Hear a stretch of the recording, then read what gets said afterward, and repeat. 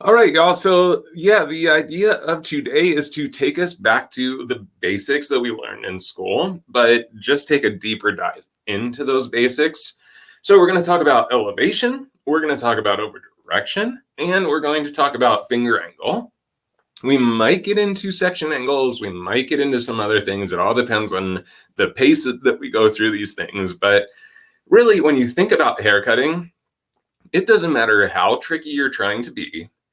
If you are cutting hair, you are combining three movements: elevation, overdirection, and some type of finger angle or a cutting angle.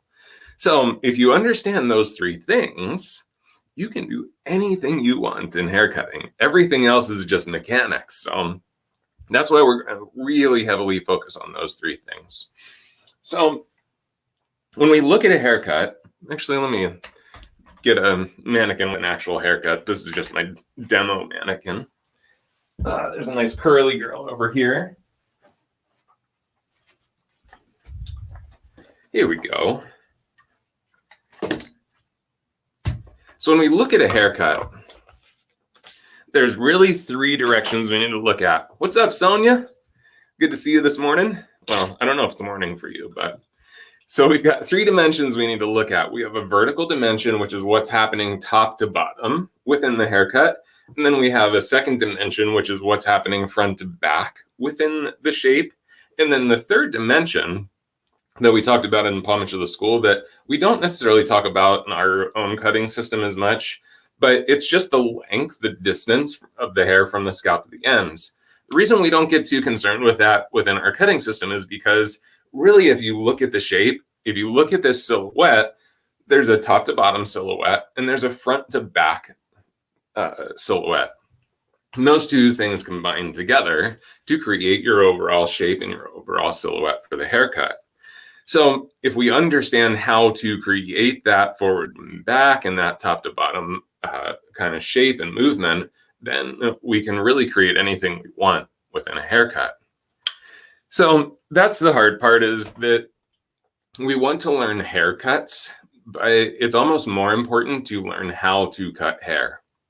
Does that make sense? There's kind of a difference there. Because if we just learn haircuts, then we're kind of stuck with those specific haircuts. If we learn how to cut hair, then we can take anything that we see, any magazine, any picture, and we can adapt that to the client sitting in our chair. And very often within our education, you guys will say, well, we'll be doing a haircut. We might be doing a haircut on a straight mannequin head. You'll say, well, will this work for curly hair? We always say the answer is always actually yes. It works on anything. It's just, does it create the end result that you and your guest have agreed upon? So does it work? Yes. Does it work for your client? Maybe. Today, I woke up a little tired, so you're going to have to excuse me. I'm going to be sipping some coffee this whole show. Hope you don't mind. Hey, Puerto Rico, how are you? Good to see you, Ville-Marie. All right, so let's talk about the first one, which is elevation. Or actually, I'm sorry. We're going to take a little different approach, because elevation is how you get there. So we're going to, let me back up just a little bit. We're going to take this from a slightly different perception, because what we want to look at is we first want to look at the vertical aspect of the shape and then the horizontal aspect. Yes, Dot, coffee is our friend. You're completely right. Let's so drink that. Yeah.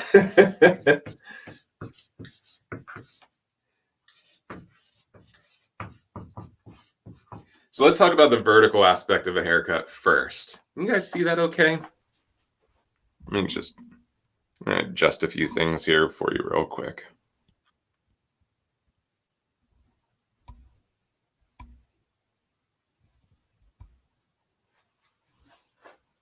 All right, that's better. Kurt, can they see that okay out there? I believe so, Andrew. I think that adjustment you made serves us, though. Okay, cool. All right. If you guys are having, if you're having a hard time seeing or something, type it into the chat. I can make a few little adjustments. I can bring this in a little tighter too. So the vertical aspect of the haircut, when we say vertical aspect of a haircut, cool. Thanks, Dot and Tara. Bookworm forever.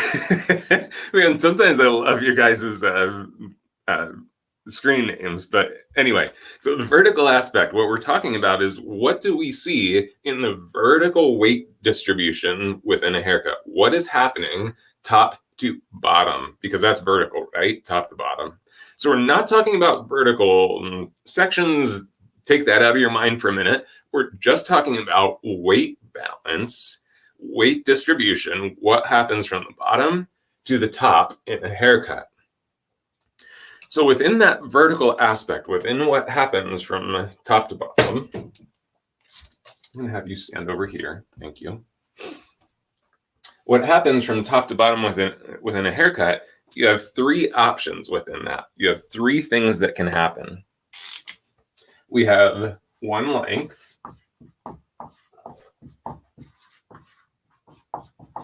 graduation,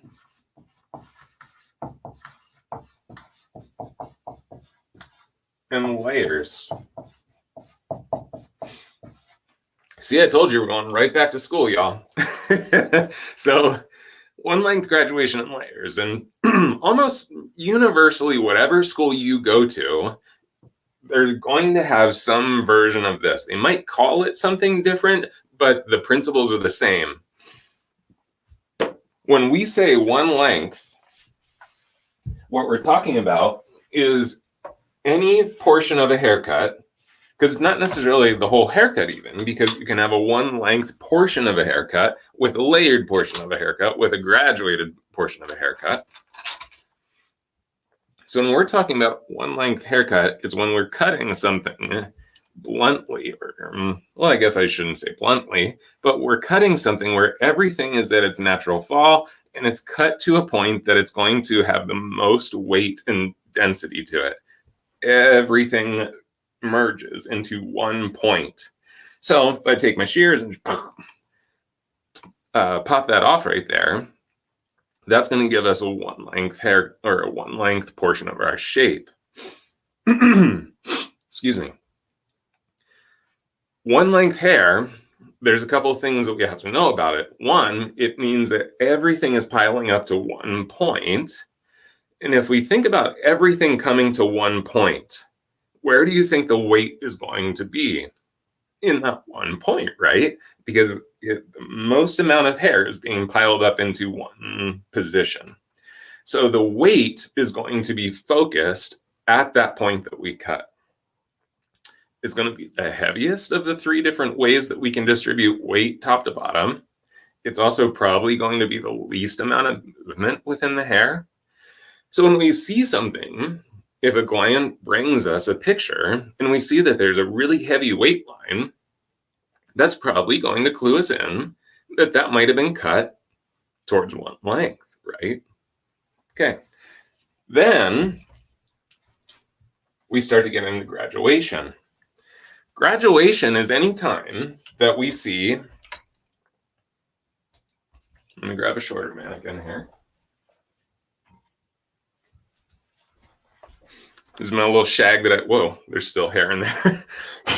But this is the little shag I cut yesterday on Show Must Go On. If you didn't see Show Must Go On this weekend, please go back and watch it, especially Chelsea James and Lori Zabel, our guests, because they just kind of rocked it. So graduation is usually a little easier to see on shorter hair. So on shorter hair, when we say graduation, we're talking about any time the hair is moving shorter at the bottom to longer at the top. So graduation is shorter at the bottom, longer at the top. We'll talk more about how do we create those things in just a second, but what's important is to understand the effect of that. So if we move from shorter at the bottom to longer at the top, where do you think the weight is going to be distributed? I know there's a little bit of a delay after I ask a question, so I'm going to take a sip of coffee and I'll let you put that into the chat. Where is the weight distributed when we have shorter at the bottom to longer at the top. There's the weight distributed. Cheers to you, Andrew. Cheers to you, Kurt. Oh, that's good. It's real good.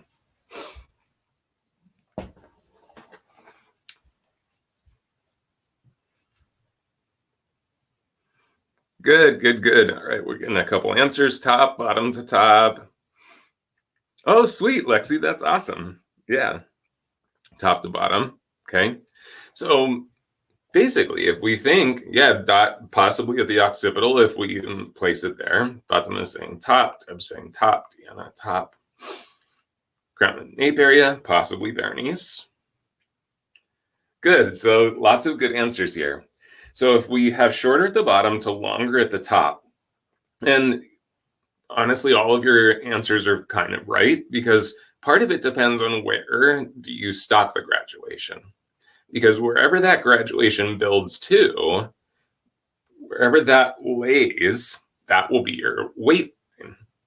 So let's say we take a section here at the occipital and we build short to long just to that occipital. When that falls, whatever that length is right at the top of the graduation, wherever that length falls, that's going to be that point of most density and most weight. So the point of graduation is to build weight away from the perimeter, because at one length, we're keeping weight. I mean, not always at the perimeter, because could you put a one length in up here? You could, and it look a little weird, like a bowl cut, right? Which isn't weird. Actually, there's really cool bowl cuts.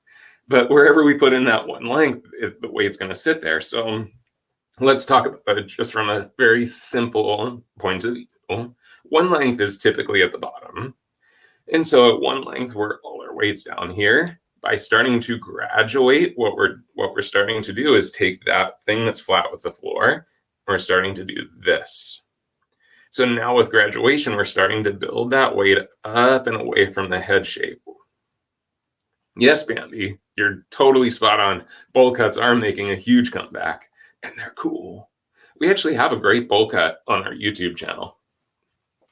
But so that's what's important to think about with graduation. When we see that silhouette in that vertical aspect, again, right now we're just talking about what happens vertically top to bottom within our haircut.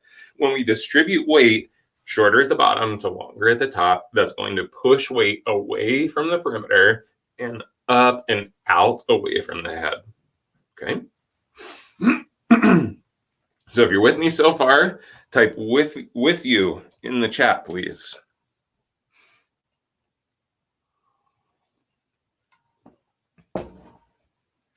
Yeah, Jay, perfect. Jay Settle is saying, is a stacked bob an example of graduation? 100%. So, and this is a great point to talk about, because this is where terminology can kind of get funny. And this is really important because when a guest sits in our chair, typically they're going to, let's say a new guest especially, they're going to use whatever terminology that their previous hairdresser used. So if the previous hairdresser called this, where it builds up in the back and then turns into a bob, if they called that a stacked bob, that's what they're going to ask for when they sit in our chair. Now, we can't take that for granted though, because I've had people, and you've probably had people too, that they'll sit in your chair and they'll just say, well, I want a stacked bob. But then when you show them the example picture of what you think that means, they're like, oh, no, not like that. So you have to be really careful with terminology, and we have to just make sure that we're clarifying with our clients what terminology they're using. And the best thing to use for that is definitely some type of imagery. Because once we show the imagery, then we can say, does that mean this silhouette? And they can tell us yes or no. All right, once we start to continue to lift that weight up and away from the perimeter, up and away from the perimeter, up and away from the perimeter, and we start to get even shorter up here to longer at the bottom, or even with the head shape, that's when we start to step into layered haircuts. And, again, different terminology is going to happen between different manufacturers, different schools. but the principles are basically the same. So graduation, shorter at the bottom to longer at the top. Where we switch to the term layering is if the hair is even top to bottom, or if it's shorter at the top to longer at the bottom. So Sassoon had specific terminology for that. So with Sassoon, if the layering was even top to bottom, that was a convex layer because it's almost like a convex lens to the head shape, right? If it was shorter at the top to longer at the bottom, then you had concave layering because it was like a concave lens in relationship to the head shape. So just different terminology, right? But same principle, we're changing weight distribution. If I have shorter at the top to longer at the bottom, where am I removing weight within the haircut and where am I leaving weight? So it's a two-part question. First, where am I removing weight? Second, where am I leaving weight within the haircut? Because this is an important distinction. And I'll sip my coffee while you answer.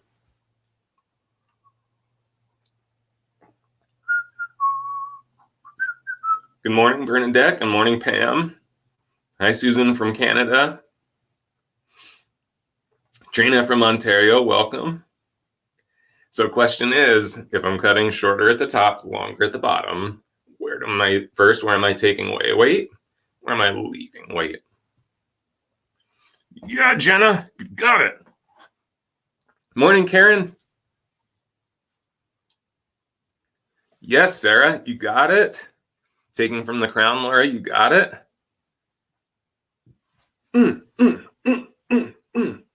Killing it. You guys got it. Weight is at the bottom, Laura. Yes.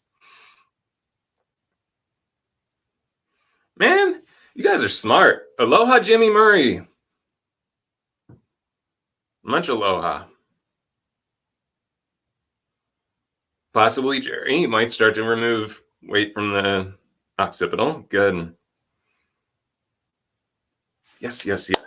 Jaya, that we're gonna talk about that. It's either Jaya or Jaya. I apologize. I'm not sure, but we'll get to that question for sure. Okay, so let's talk about this because you guys are spot on. We're removing weight from the upper portion and we're leaving weight towards the bottom. And actually, I think I even have a haircut that I can show you. Yes. Here we go. This is a great example of this.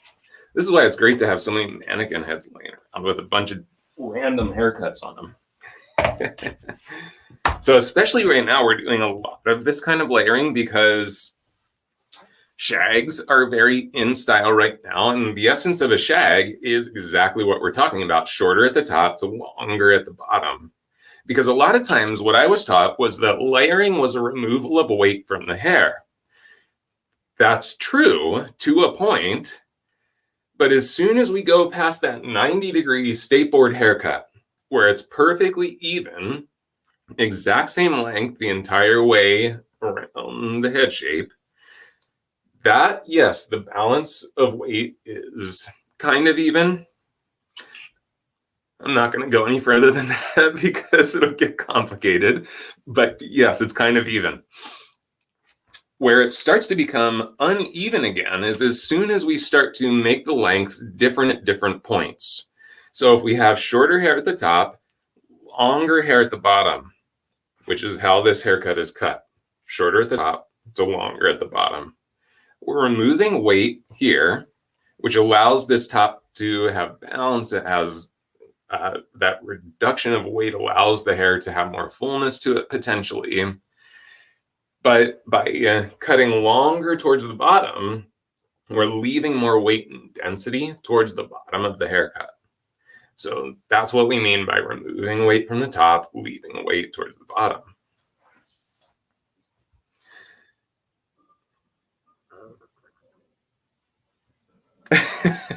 Thanks, Cindy. I do get kind of stoked on. Honestly, this is my favorite stuff to teach. Like, you guys could just turn me loose on just teaching basics and I would be stoked because I love this kind of stuff. So, oh, thanks, Sarah. If I froze, I apologize, but if I'm still frozen for you, you might want to restate. Yes, Tara, frothiness. So how about the triangular graduation building weight? Good question, Samal. So now you're starting to, if you're talking about it from a Sassoon point of view, triangular graduation is a combination of vertical and horizontal. So right now we're just talking about what happens top to bottom, but we'll get there in just a minute. So stay with me. So right now, what we've talked about so far is just the vertical aspect of the haircut. It's just how do we adjust the weight in the silhouette top to bottom. You can cut one length, you can cut graduated, or you can cut layered. Basically, that's it. That's all you can do top to bottom. Kind of, yes, Jaya. So basically, layers are said to remove weight from a haircut, but anywhere you leave length, you're also leaving weight. So if we layer hair from shorter at the top to longer at the bottom, the shortest point will be a removal of weight. The longer point will actually start to leave weight somewhere else within the haircut. Hope that makes sense. Sorry, I lost my train of thought. Let me get back on track here. So within that vertical aspect of the haircut, we have those three choices. One length where it's all weight at the bottom at the perimeter. Graduation where we start to take that weight away from the perimeter and start to build it up and away from the head shape. Or we can layer it, which is keeping the weight balanced top to bottom, or taking away weight from the top and building length and weight towards the perimeter. Yes, Berenice, this is definitely a haircutting class 101. We called this class back to school because we are just talking straight elevation, over direction, and finger angle. Because let's face it, this is the kind of content we don't revisit nearly enough. The reason we know that is because when we go in and we're, yes, Candace, thank you. Because when we go into classrooms and we're teaching within your salons, even those of you that have 20, 30 years of experience, when we start to talk sometimes about these technical aspects of the haircut, how we build the shape, how we actually control the weight, top to bottom, front to back, we don't think about it in those simple projections anymore. We think about it more from haircuts. Yeah, Jerry, and sometimes this stuff just didn't really sink in that deeply in school. And so, again, we're kind of stuck within haircuts. The purpose of this is to get us to think about it more from how to cut hair. So let's talk about how you create these things. There's two ways that you create the vertical aspect of your haircut. It's either through your elevation or through the finger angle / cutting line within the section. So just really want to enforce that. The way that these things are created is either through elevation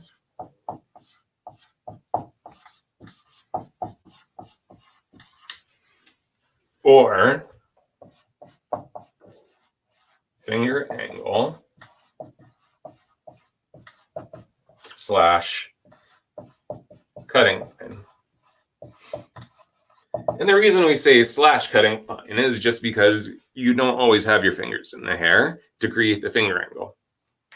For example, when we talk about one length haircutting, let's go there first.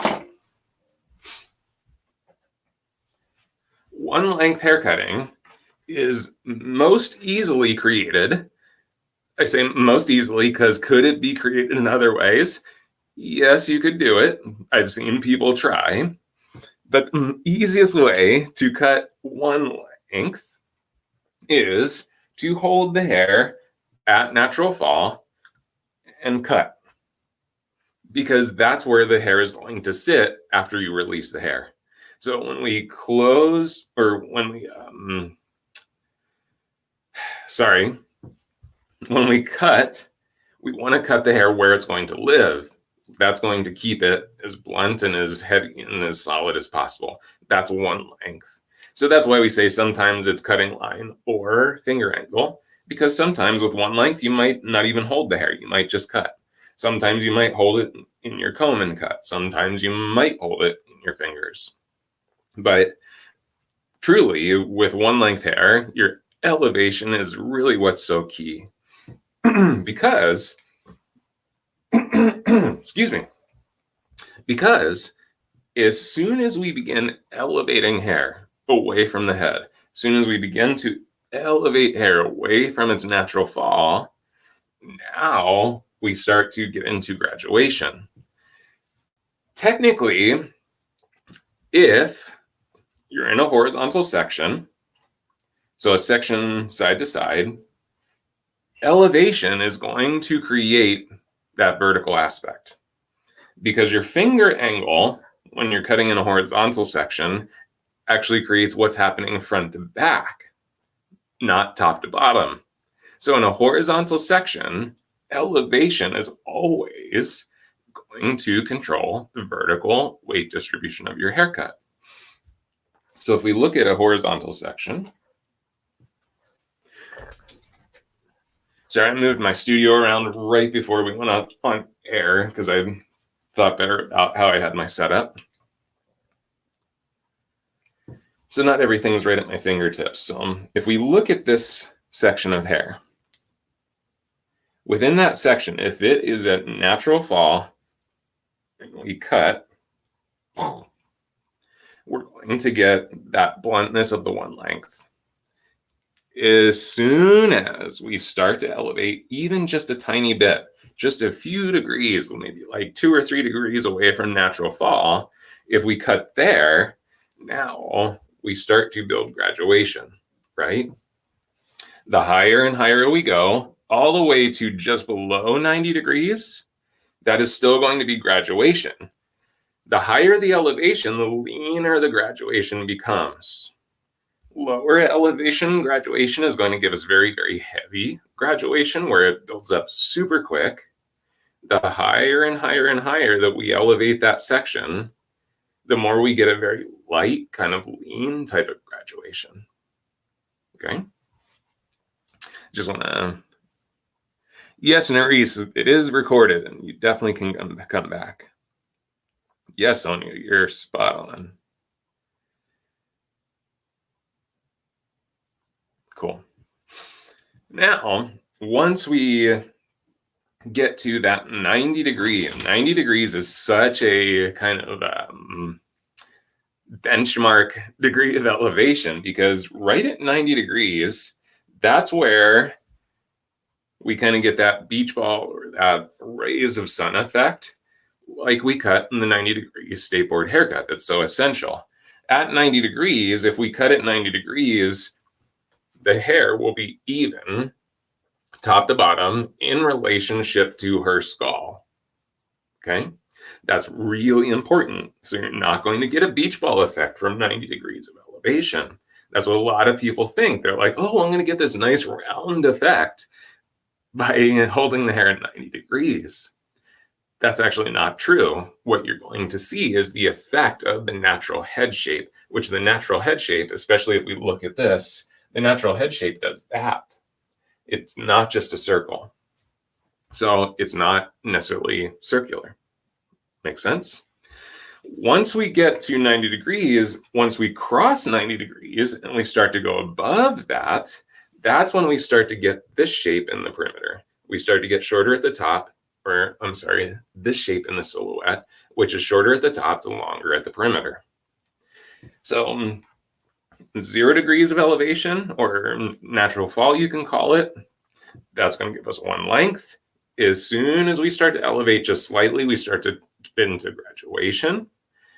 As soon as we hit 90 degrees and then we start to go above 90 degrees, that's going to be our aired haircuts.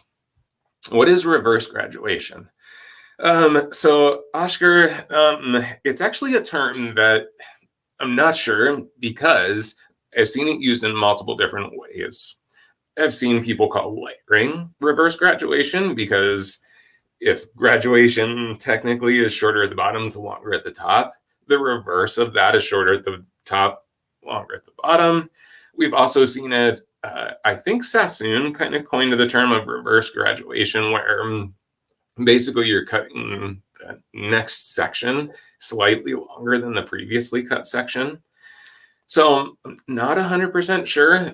I don't think it's a universal term necessarily. It would depend on who you're learning it from, I think. I'd be curious, from our audience too, if you've heard that term reverse graduation, type it into the chat. How was it taught to you? What that term is.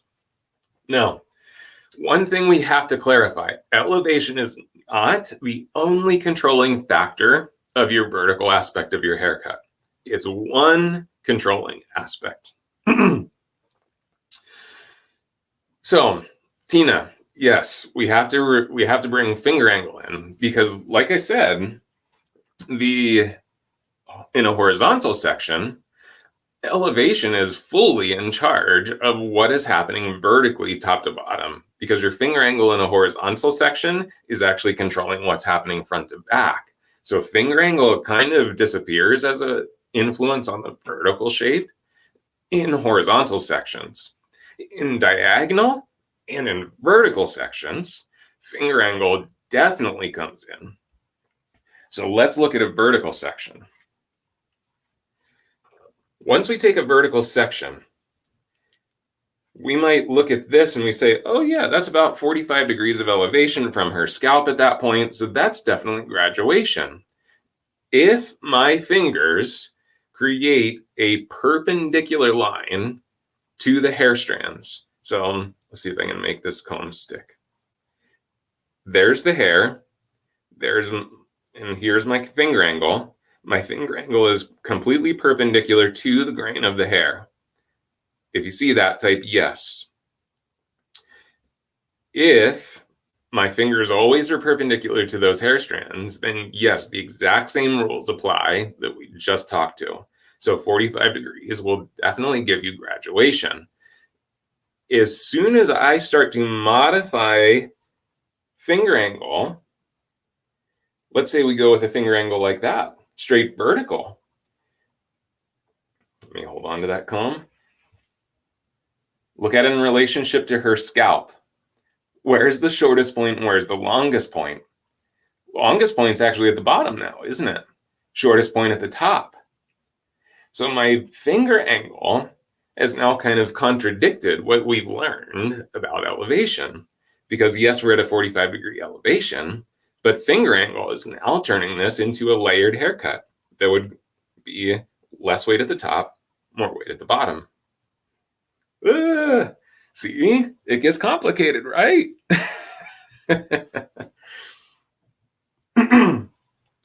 Suzanne, we did kind of this particular mannequin was cut with a shag sort of haircut, short on top, long on the bottom. Yeah, good. So you're seeing this. So that's why we say finger angle is a huge part of this. And this, in fact, when we're cutting graduation down around the nape, most of the time, to be honest, even if we're thinking we're at 45 degrees, we're actually at 90 degrees from the scalp, because the scalp is shaped more like this down there. And so we'll hold our fingers like this.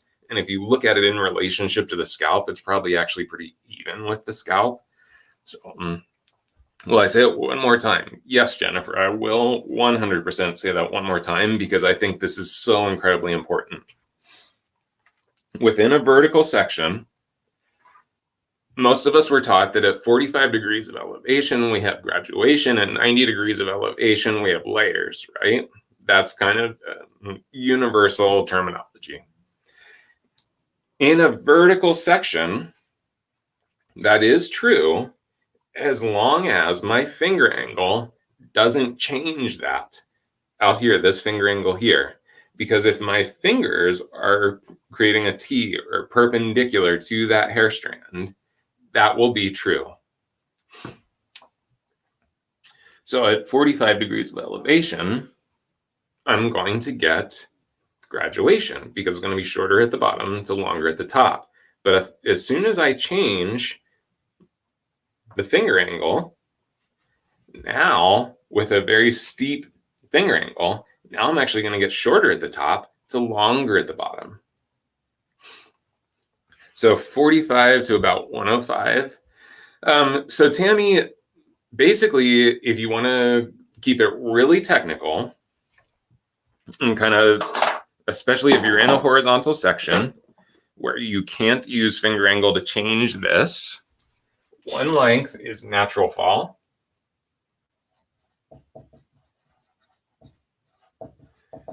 Graduation is technically, and I say technically because we can kind of break these rules, 1 to 89 degrees of elevation.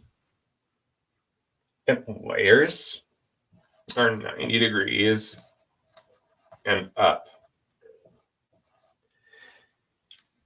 The other thing that we have to clarify is how do you find that degree of elevation? Because different people will refer to elevation in different ways. Within this kind of technical breakdown, this is all about in relationship to the scalp. It's in relationship to the scalp.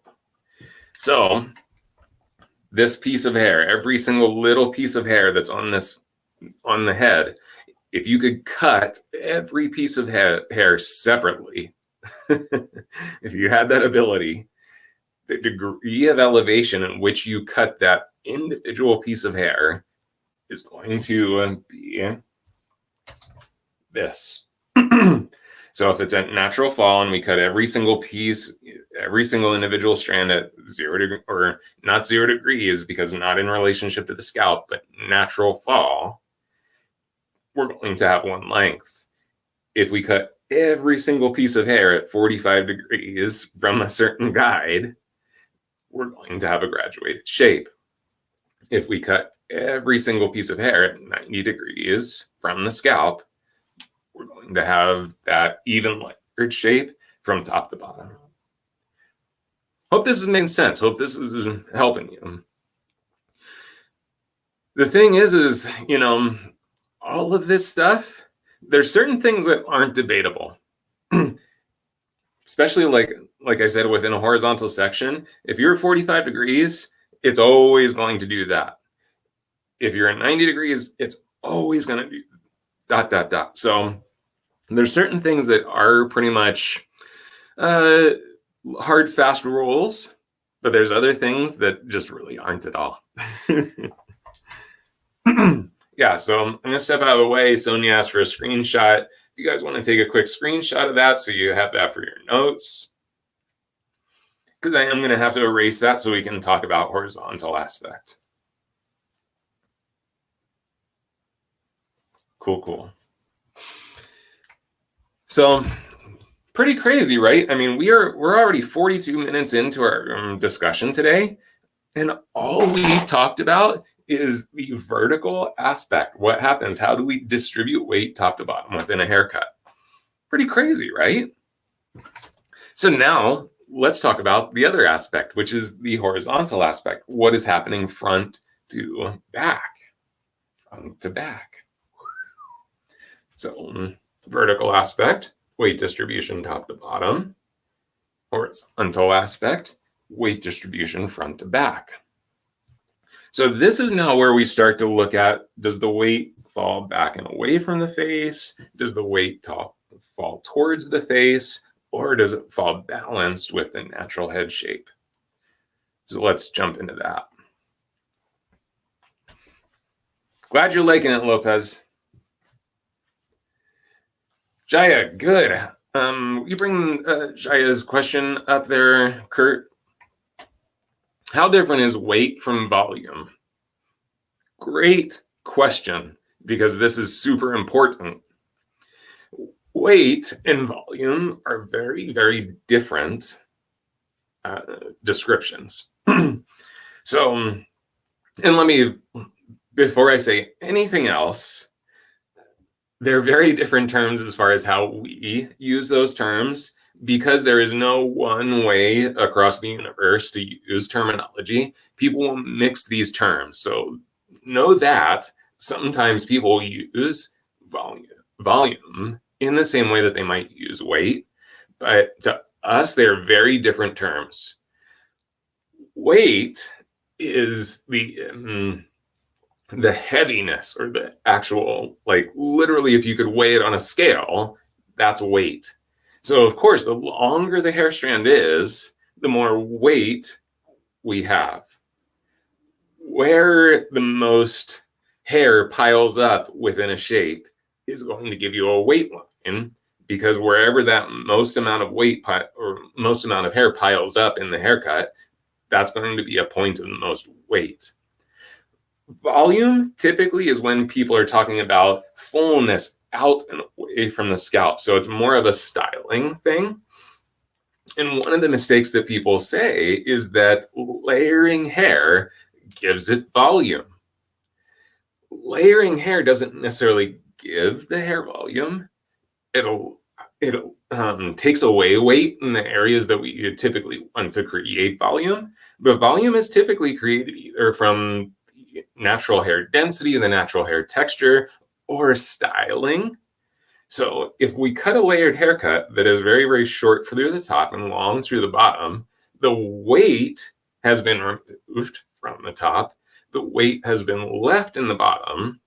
But to create volume, you would have to actually blow dry fullness and volume into the hair. Hope that makes sense.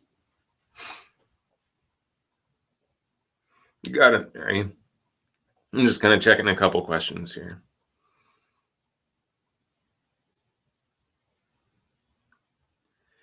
Antonio, I don't know if I'm going to be able to quite address that specific question, because that takes a little bit more time to answer.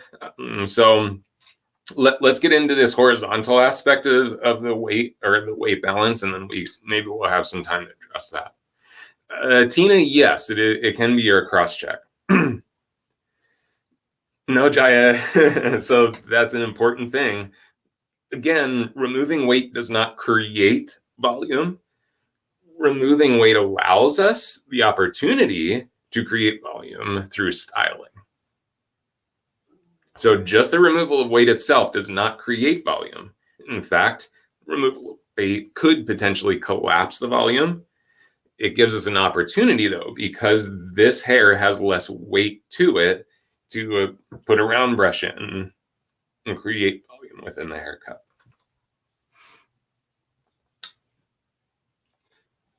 That's such a perfect description, Montana. So she says volume is more teachable with styling techniques, while weight depends solely on the cut. Huge. I'm actually going to steal that. Nice. That's really good. Woo! Cheers to you. Montana, good job. When you Mic got drop. Andrews taking one of your lines, you've done something right there. All right, so let's talk about that horizontal aspect. Jared, we probably won't get to that quite today, my friend, just because it's kind of a different topic there. So I apologize, we probably won't hit that one today. But I want to say a handful of weeks ago, we did kind of like a texturizing class. So you might look back into the YouTube archives. Just go to our YouTube channel, YouTube Zambia Hair. Within that, look at our live broadcast. There should be one in there on texture and texturizing.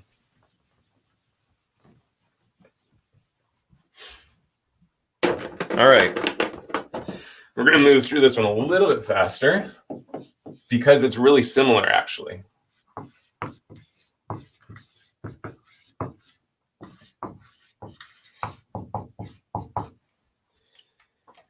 I know I'm kind of beating a dead horse, but I wanted to just make this super clear. We're talking about weight distribution and silhouette. So, vertical aspect of the haircut that we just talked about is weight distribution top to bottom. Hi, Tanvir from India. The horizontal aspect of the haircut is weight distribution front to back. When those two things combine, then we have a haircut. So a haircut isn't just vertical, but it's also not just horizontal. Those two things must always combine to create a haircut. So the horizontal aspect, we have three ways that we can distribute the weight.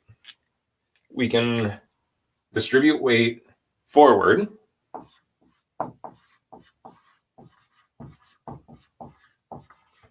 We can distribute weight backward.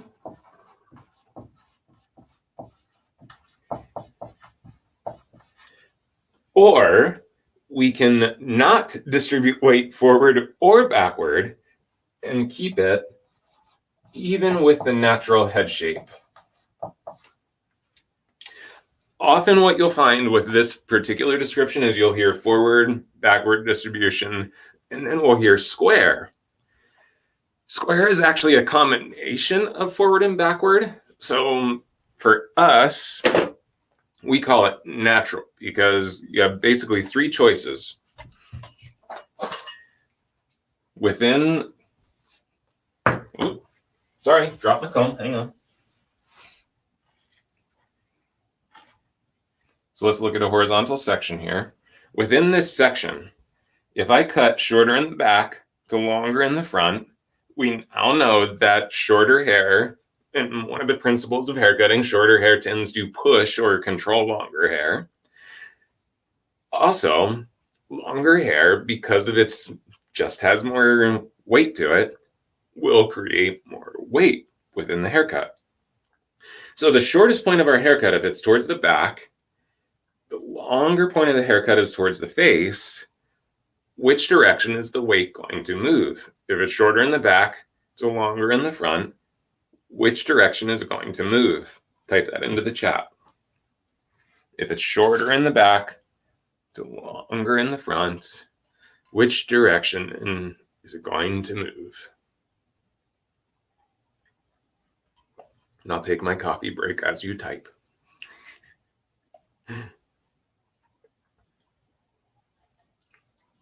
All right, Laura. First one in. You got it? Yep. Y'all are smart. You're getting it. Yes, yes.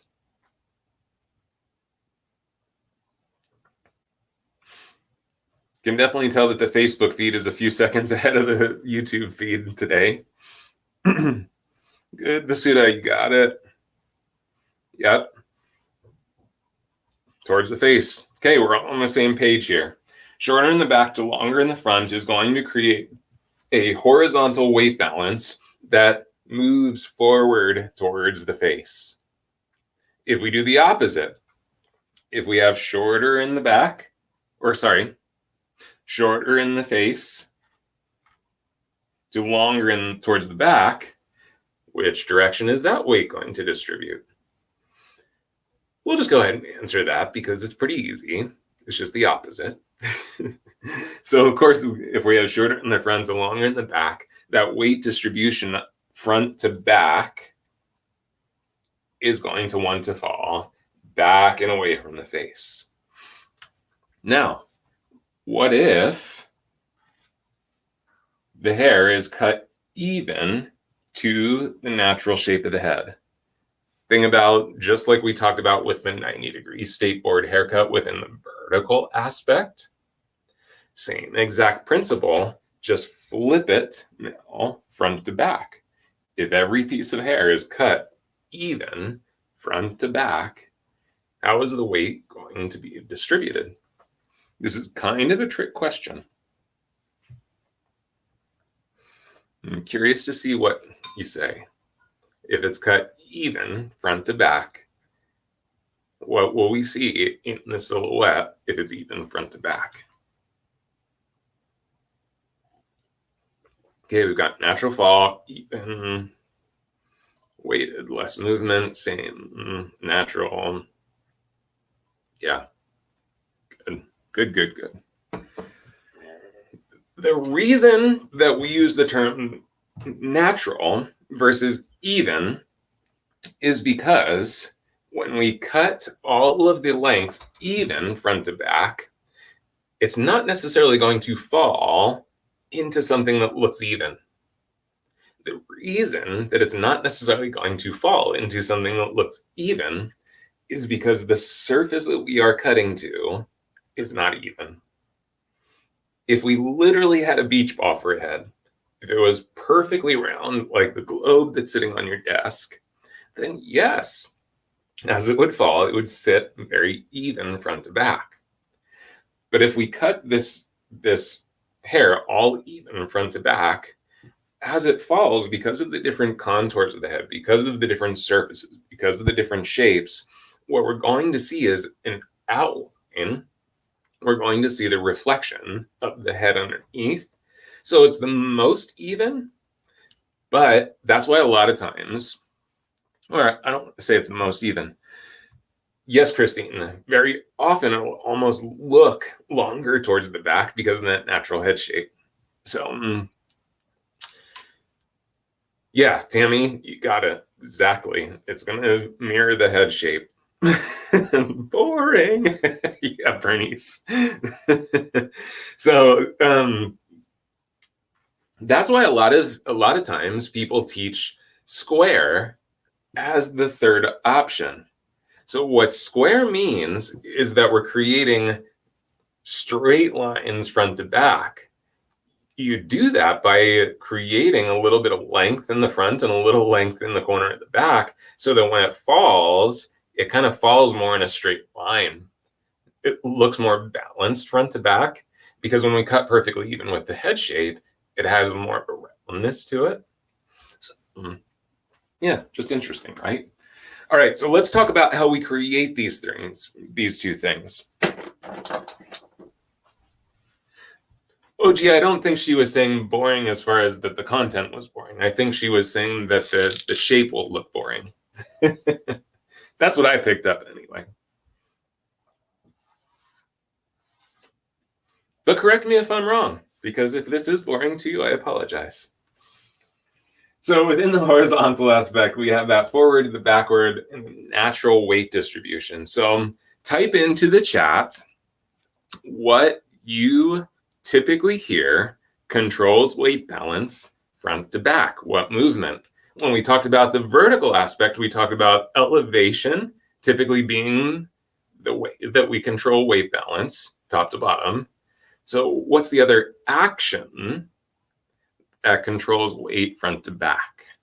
What's the action front to back? I'll give you a hint.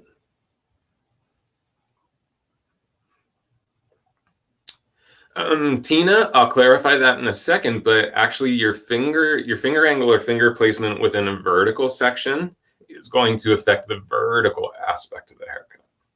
This is going to be the horizontal aspect. Cool, you guys are getting it. Overdirection. Is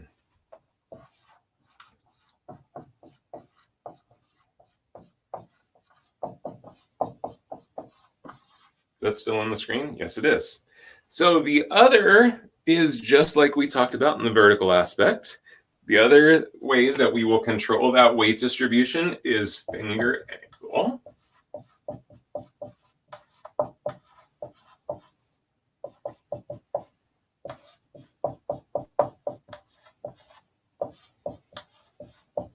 Or cutting line.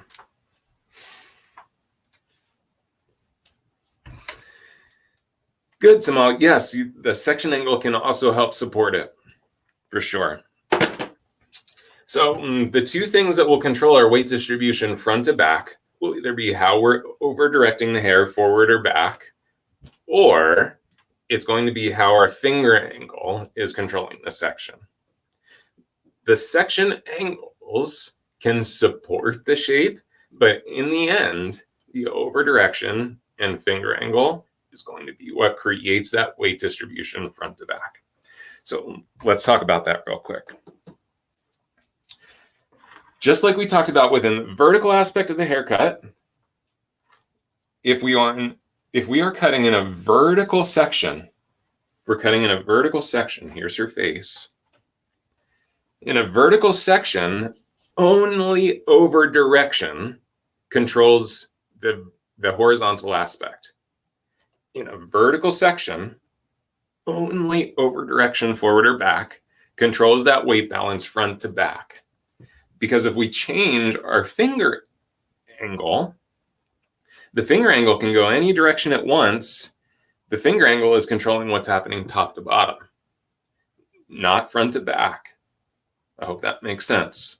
So if I over direct hair towards the face, which direction will the length and weight fall? If I over direct the hair towards the face, here's her nose right there. If I over direct the hair forward and I cut the hair, what direction will I see the weight and distribution fall? I just did it. Totally gave away that. Kind of gave it away on that one, Kurt. Back. Good, Gia. You got it. So back. In a vertical section, if I over direct forward, length and weight is going to fall away from the face. And let's make this really extreme. Let's talk about it from a sense of over direction to like a stationary guide, right? So if I over direct all the hair forward all the way to her face and I just cut it once, the shortest point is going to be at her face, and then it's going to get really long towards the back. So weight distribution is going to be backward. If I switch, I take that same vertical section and I over direct it back away from the face. Now which direction is going to distribute weight?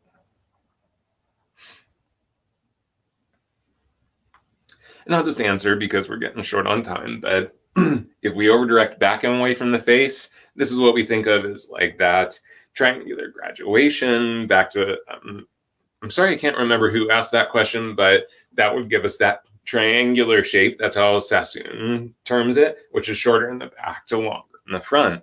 So if we over direct away from the face, it's going to give us length towards the face. My friend DJ Muldoon, who's a brilliant hair cutter, but just much better at teaching fundamentals than almost anyone I've ever met. He has the most simple way of explaining this. He says, pull away from what you want to leave. Pull away from what you want to leave. So if we want to leave length towards the face, we over direct or we pull the hair away from the face. If we want to leave length and weight towards the back, we over direct or we pull the hair away from that point. So that's a great way to think about it. Now the third one here, natural. Within that vertical section, I don't over direct forward or back, do I? I just take that section, and here's the thing, this, because we're all kind of hair dorks here, let's get technical. Because if you are in a vertical section, you are always over directing hair. Let me explain. If you could take a section that was literally the size of like the tip of a needle, where from top to bottom it was only a single strand of hair lining up top to bottom, that would have an over direction to it if you held it directly out from the scalp. But because when we take a vertical section, we're always taking some width of the section to put that into our fingers to collect to one point, the outsides of our section are always going to have a little bit of over direction to them.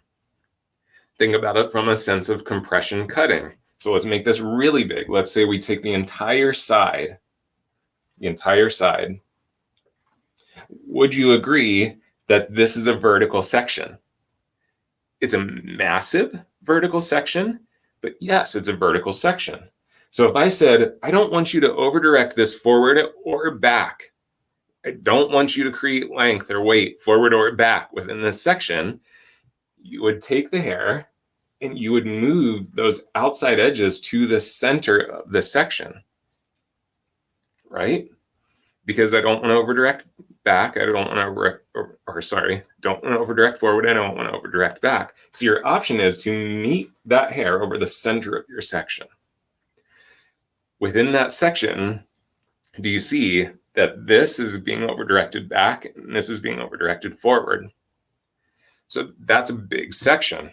Let's reduce it to a very skinny section. Let's say just a really small, maybe like 1/2 inch section. Even within that 1/2 inch section, you are still collecting outsides of that section into the center of that section to control it. Does that make sense? So, Judy, good question. Smaller sections then. So the smaller the section you take, the less you will see that effect of that slight bit of overdirection. So yes, that's when you go take a Sassoon class or something, that's why they're taking little 1/4 inch or 1/8 inch sections, because they don't want to see that effect of you condensing the hair into the section. Does that make sense? Now, for a lot of hair cutting that we're doing right now, like, when we're cutting these very highly textured haircuts, you're not going to see the effect of a 1 inch section, that little bit of overdirection into the center. You're not really going to see that effect, right? So it all depends on what kind of haircut you're trying to create. If you're trying to create that like super Vidal Sassoon, perfectionistic, really hard edge bob, yes, you have to take small sections to do that.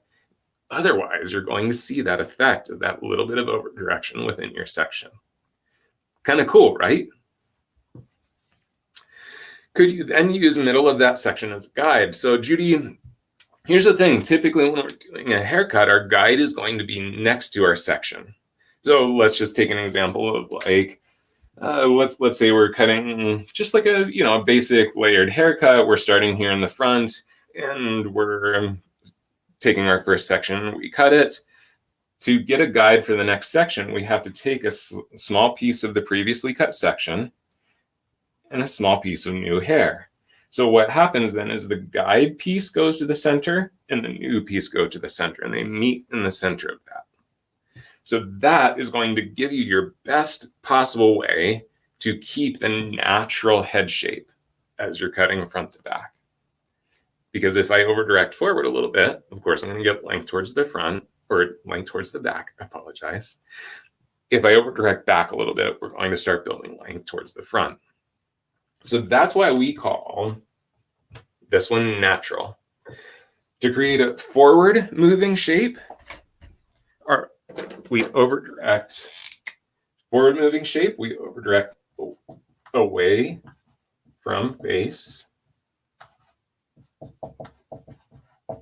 For a backward moving shape, we overdirect towards, the face. And for natural, we either don't overdirect, which we can do within a horizontal section. We can kind of control that overdirection a little bit more, or kind of like we were just talking about in the vertical section, it stays in the center of the section. Your guide and your new piece of hair meet in the center of the section.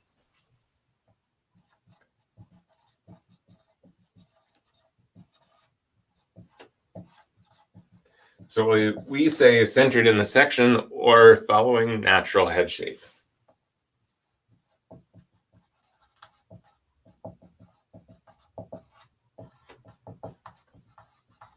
Because within a horizontal section, we do have the ability to hold the hair in a way that we don't have to introduce any overdirection. So we just talked about that vertical section. And Kurt, I know we're getting a little, well, we're actually past time, but this is important stuff, so we're okay to go a few minutes over, right? I certainly think so. Everyone's having a blast. I got a comment or two for our schools when we're done with this today, Andrew, for sure. Great. Okay. So within a horizontal section, when we're holding a horizontal section horizontally with our fingers, you can see we can actually keep things pretty close to natural from the scalp. We don't necessarily have that same problem that we have in a vertical section, right? Where we have to condense the sides of the section. So we're condensing things top to bottom, but not necessarily front to back. So within this, my finger angle now plays into things, because just like we talked about with vertical. So I can over direct back and away from the face in a horizontal section. And if I keep my fingers, again, perpendicular to the hair strands, then of course I'm going to get that short to long towards the face. But I can over direct back away from the face and do something really kind of funky with my finger angle. And look, now we're actually shorter in the front to longer in the back. So it's actually kind of contradicting what we're told about over direction. That's why it's so important to make sure we understand that, yes, over direction is kind of the key player when we talk about that forward to back weight distribution, but it's only one piece, because the finger angle or cutting line that we're creating can increase the over direction in a certain way. So again, let's use that same concept of the horizontal section. Let's say I'm over directing back and I even want more length going forward. We could take and we could even increase, come on camera, focus in there. There we go. We could even increase our finger angle so we'd get really short in the back to really long in the front. But then we can also kind of contradict the over direction if we place our fingers, let's say this way, where it's camera, focus on it. There we go. If we place our cutting line in that way, it would actually be shorter in the front and longer in the back, even though we're over directing away from the face. So that's why it's so important that we also talk about that really essential aspect of finger angle. You're welcome, Tina. So important. Judy, order your Sam Via gear today. Awesome sale. Yeah, Judy, thank you for promoting that. We do have 34% off today. That continues till the end of the night tonight. So if you do need tools, thank you for bringing that up, Judy. Ooh, look at that. I have a nice sparkly effect over me. I'm so mystical. I thought you looked very cool with those sparkles. Yeah. So do me a favor, y'all. This was a lot of information because we covered that vertical aspect and the horizontal aspect. We spent over an hour just talking about those two things. Well, three things with the finger angle in there. Please type in your biggest aha moment today. Just type in there. What is your big aha moment today? What's your big aha moment today?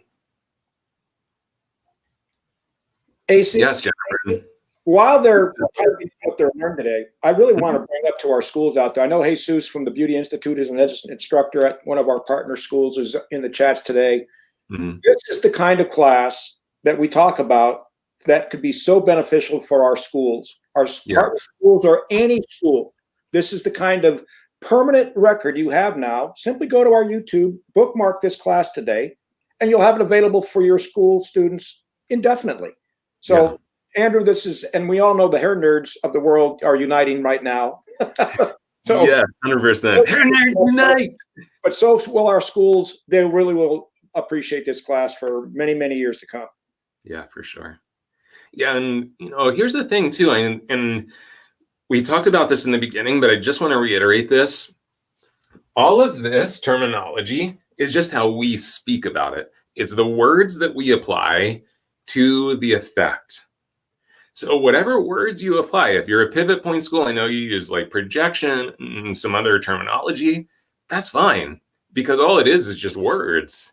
The fact doesn't change that if we pick up the hair and we do this, that this happens. The fact doesn't change that if we pick up the hair and do this, it gives us an end result. Same thing within Redken, because Redken calls anything top to bottom graduation if it's not one length. They don't really use the term layering as much because they have three different forms of graduation within the PVD system.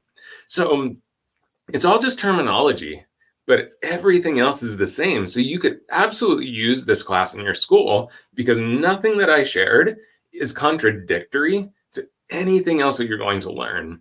It's not anti anything else that you're going to learn. It might be different terminology, but you as teachers, you can talk about that. And I think it actually helps them. because you can say, look, this is what the whole world believes. This isn't just me telling you this. I might use different terminology, but look, everyone believes these things. So you can absolutely use it within your schools.